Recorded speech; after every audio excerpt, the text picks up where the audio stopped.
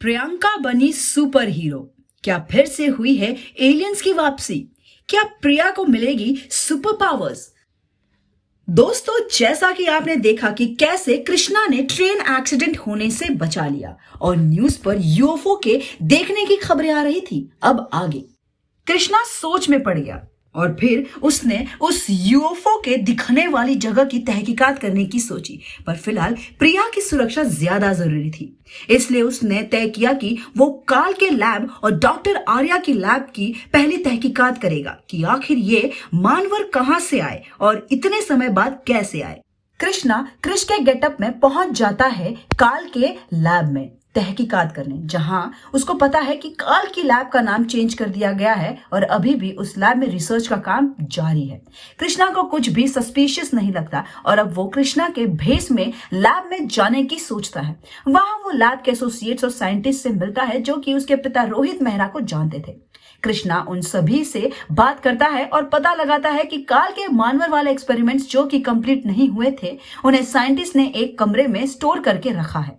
Science के इतने बड़े एक्सपेरिमेंट्स को वो लोग ऐसे ही कचरे में तो नहीं फेंक सकते, पर उसे कंटिन्यू भी नहीं कर सकते। इसलिए उन्हें इंतजार है सही समय और इक्विपमेंट्स का, जिससे कि वो इन एक्सपेरिमेंट्स पर रिसर्च करके कुछ डिस्कवर कर पाए। कृष्णा काल के बाकी एक्सपेरिमेंट्स को भी देखता है और पता लगाता है कि भले ही काल एविल था, बट उतना ही ज्यादा इंटेलिजेंट भी। अगर काल ने अपने इंटेलिजेंस का यूज दुनिया को बेहतर करने के लिए किया होता तो आज की दुनिया शायद कुछ और ही होती। फिर साइंटिस्ट उसे काल के मानवर वाले एक्सपेरिमेंट वाले कमरे में ले जाते हैं, जहां उन्होंने उन मानवरों के इनकम्प्लीट एक्सपेरिमेंट्स को रखा हुआ था। पर जैसे ही वो उस कमरे को खोलते हैं, वो भौचक्के रह जाते हैं। पूरी लैब तबाह हो चुकी है। काल के सभी मानवर लैब से गायब थे। साइंटिस्ट ये सब देखकर हैरान थे। वो जल्द से जल्द लैब की सिक्योरिटी को खबर करते हैं और पूरे लैब में सायरन बजने लगता है। सारे साइंटिस्ट लोगों को इकट्ठा किया जाता है कि मानवर लैब से भाग चुके हैं, उनके पहचान और खोज के लिए सर्च टीम को तुरंत रवाना किया जाए। कृष्णा लैब को सर्च करता है और पता लगाता है कि करीब 6 मानवर लैब से भाग चुके हैं।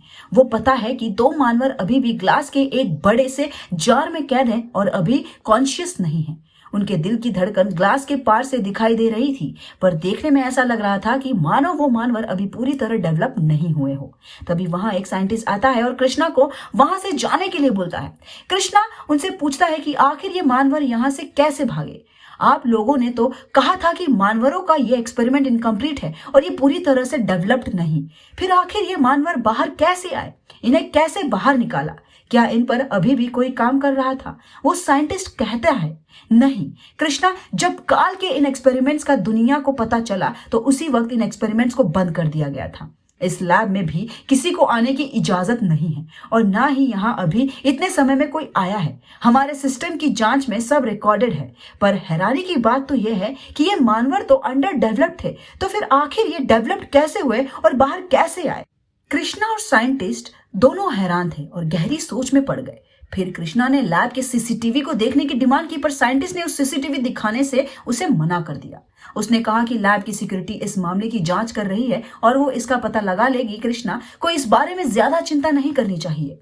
लाख समझाने पर भी वो साइंटिस्ट नहीं माना। तब कृष्णा ने अपना राज उस साइंटिस्ट के सामने खोला और बताया कि वही कृष है और वही इन मानवरों को रोक सकता है, इसलिए उसका इस बारे में जानना काफी जरूरी है। वो साइंटिस्ट मान जाता है और कृष्णा को सिक्योरिटी फुटेज दिखाता है। सीसीटीवी फुटेज से उन्हें पता चलता है कि वो मानवर अपने ग्लास के बने कंटेनर से बाहर निकल रहे हैं और इसमें उनकी किसी ने कोई मदद भी नहीं की है। फिर कृष्णा 1 महीने पहले का फुटेज देखता है जिसमें वो सभी मानवर ग्लास कंटेनर में ही दिखे थे। कृष्णा पिछले 3 महीने की सारी फुटेजेस निकालने को कहता है और पता लगाता है कि पिछले 1.5 महीने में ही इन मानवरों में डेवलपमेंट देखने को मिला है और इससे पहले इन मानवरों में कोई भी डेवलपमेंट नहीं दिखा था, पर उन्हें इन फुटेजेस में कोई भी इंसान नहीं दिख रहा था। ये सब देखकर कृष्णा और साइंटिस्ट दोनों हैरान थे। कृष्णा कहता है, ये कैसे पॉसिबल है डॉक्टर? ये खुद ब खुद कैसे ग्रो कर रहे हैं? आखिर इन 1.5 महीनों में ऐसा क्या हुआ कि ये मानवर खुद ब खुद डेवलप्ड होने लगे?